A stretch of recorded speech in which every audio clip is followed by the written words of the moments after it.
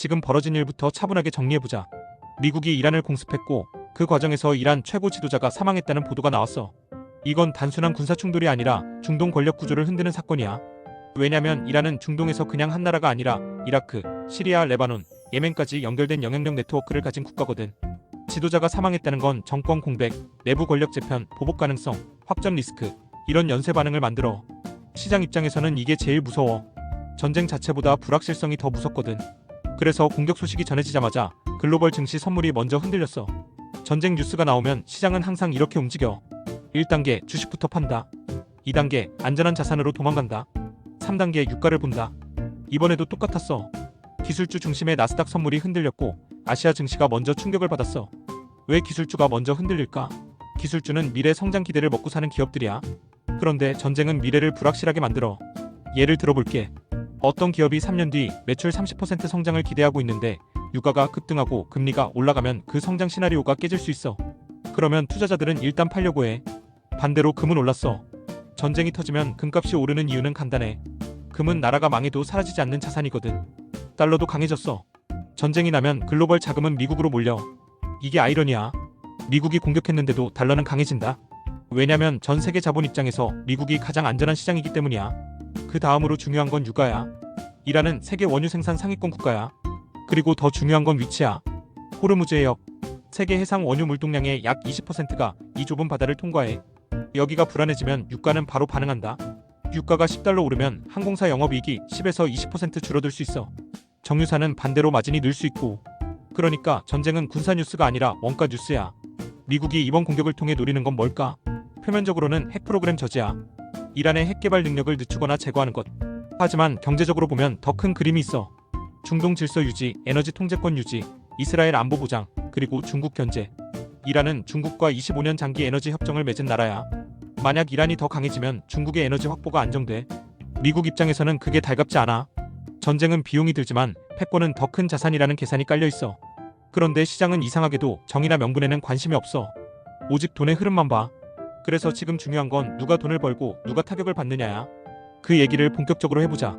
전쟁이 터지면 모두가 손해보는 것 같지? 그런데 시장은 항상 양면이 있어. 누군가는 잃고 누군가는 벌어. 먼저 손해보는 쪽부터 보자. 가장 먼저 타격받는 건 항공사야. 이유는 단순해. 유가. 항공사 비용의 30-40%가 연료비야. 유가가 10% 오르면 영업이익은 20% 이상 줄어들 수 있어. 예를 들어 한 항공사가 연간 2조 원 매출의 영업이익이 2천억이라고 해보자. 유가 상승으로 연료비가 1,000억 늘어나면 이익은 절반이 날아가. 그래서 전쟁 뉴스가 나오면 항공, 여행, 크루즈 주식이 먼저 빠져. 그 다음은 물류와 화학. 석유는 단순히 기름이 아니라 플라스틱, 화학제품, 비료, 합성섬유의 원재료야. 원가가 오르면 기업은 선택해야 해. 가격을 올릴까? 아니면 이익을 줄일까? 경기가 좋지 않으면 가격을 못 올려. 그럼 이익이 줄어들어. 특히 마진이 얇은 기업들은 더 힘들어. 이번 충격에서 또 타격받는 건 에너지 수입 의존 국가야. 한국, 일본, 유럽. 한국은 원유의 70% 이상을 중동에서 들여와. 유가가 10달러 오르면 연간 수입 비용이 수조 원 늘어날 수 있어. 그건 곧 무역 수지 악화, 원화 약세, 물가 상승으로 이어져. 그럼 이득 보는 쪽은 어디일까? 첫 번째는 방위산업. 전쟁이 벌어지면 국방 예산은 줄어들지 않아. 오히려 늘어나. 미국 국방 예산은 이미 연간 약 8,500억 달러 수준이야. 전쟁 리스크가 커지면 추가 예산이 붙어. 방산 기업들은 장기 계약 산업이야. 한 번 계약하면 5년, 10년 매출이 확정돼. 그래서 시장은 방산주를 위기 보험처럼 봐. 두 번째는 에너지 기업. 유가가 10달러 오르면 대형 정유, 석유 기업의 순이익이 수십억 달러 늘어날 수 있어. 예를 들어 엑손모빌은 유가가 배럴당 10달러 오를 때 연간 순이익이 약 3-40억 달러 증가하는 구조야. 원가 구조가 이미 깔려있기 때문이야. 세 번째는 안전자산. 금, 달러, 미국 국채. 전쟁이 길어질수록 자금은 위험자산에서 빠져나와 이쪽으로 쏠려. 이건 감정이 아니라 수학이야. 불확실성이 커질수록 할인율이 올라가고 미래 현금 흐름의 가치가 줄어들어. 그래서 성장주는 빠지고 현금이 확실한 자산이 강해져. 이제 중요한 질문이 하나 남았어. 유가 상승이 단기 충격으로 끝날까? 아니면 인플레이션을 다시 깨울까? 이제 여기서 진짜 중요한 이야기가 하나 있어. 사실 전쟁 자체보다 그 다음에 경제에서 어떤 일이 벌어지느냐가 더 중요해. 핵심은 결국 유가야.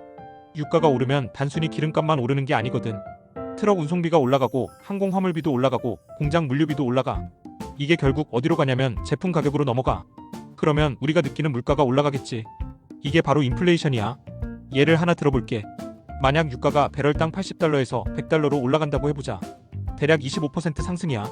그러면 운송비는 보통 5에서 10% 정도 따라 올라가. 화학 원재료 가격도 올라가고 플라스틱, 비료, 섬유 같은 것도 같이 올라. 기업들이 이걸 그대로 버티기 어렵거든. 그래서 제품 가격을 3-4%만 올려도 CPI, 즉 소비자 물가 지수가 다시 올라가기 시작해. 여기서 문제가 하나 생겨. 지금 전 세계 상황이 어떤 타이밍이냐면 이제 막 금리를 내릴 준비를 하던 시점이었어. 그런데 유가 때문에 물가가 다시 올라가기 시작하면 중앙은행이 갑자기 고민에 빠진다. 금리를 내려서 경기를 살릴까? 아니면 물가를 잡으려고 그대로 둘까? 미국부터 보자. 미국은 전략 비축유라는 걸 가지고 있어. 쉽게 말하면 나라가 비상용으로 쌓아둔 석유 창고야. 유가가 너무 올라가면 이걸 시장에 풀어서 가격을 눌러. 그런데 이건 어디까지나 단기 처방이야. 전쟁이 길어지면 이걸로 버티는데도 한계가 있어. 그래서 시장에서는 이런 이야기가 나오기 시작해. 금리 인하가 늦어질 수도 있겠다. 금리가 오래 높게 유지되면 성장주들, 특히 기술주에는 부담이 돼. 유럽은 조금 더 힘든 상황이야. 유럽은 에너지 의존도가 높거든. 게다가 지금 경기까지 둔화되는 분위기야. 여기서 유가까지 오르면 기업 입장에서는 이중 타격이야. 원가는 올라가고 소비는 줄어들고. 그래서 유럽 정부들은 에너지 보조금이나 재정 지출을 늘릴 가능성이 있어. 문제는 이렇게 하면 정부 부채가 더 늘어난다는 거지. 중국은 또 조금 달라. 중국은 이미 러시아나 중동에서 상대적으로 저렴한 에너지를 확보해왔어. 그래서 이번 상황을 계기로 에너지 외교를 더 강화할 가능성이 높아. 한국은 어떨까? 한국은 대표적인 에너지 수입국이야. 유가가 10달러만 올라가도 연간 수입 비용이 수조 원 늘 수 있어. 여기에 환율까지 오르면 수입 물가가 또 올라가겠지. 그래서 정부는 보통 유류세 인하 같은 정책을 쓰기도 하고 공공요금을 잠깐 눌러놓기도 해. 그런데 이런 것도 결국 재정 부담으로 돌아와. 자, 그럼 다시 기업 이야기로 돌아가 보자. 이런 상황이 오면 어떤 기업들이 기회를 잡을까? 첫 번째는 LNG 관련 기업이야. 석유 가격이 오르면 천연가스 같은 대체 에너지 수요가 늘 수 있어. 두 번째는 방공미사일 방어 시스템 기업. 전쟁 리스크가 커지면 나라들이 군비를 늘리거든. 세 번째는 에너지 인프라 기업. 석유 저장 시설, LNG 운반선, 정유 설비 같은 것들. 네 번째는 원자재 기업. 전쟁이 길어지면 공급망이 흔들리기 때문에 원자재 가격이 움직일 수 있어. 반대로 계속 힘들 가능성이 있는 산업도 있어.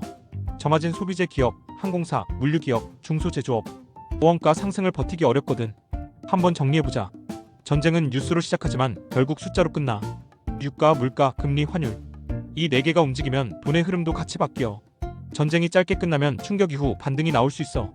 하지만 전쟁이 길어지면 유가 100달러, 인플레이션 재점화, 금리 인하 지연, 증시 박스권 같은 그림이 나올 수도 있어. 그래서 우리는 전쟁 뉴스를 볼 때 감정으로 투자하면 안 돼. 공포 속에서도 돈이 어디로 이동하는지 보면 기회는 항상 생겨. 이번 전쟁 소식 들리자마자 기술주 내리고 석유, 광산 기업 오르는 거 봤지? 다음에도 이런 상황이 생기게 되면 꼭 해당 기업들을 잘 살펴봐. 도움이 됐다면 구독, 좋아요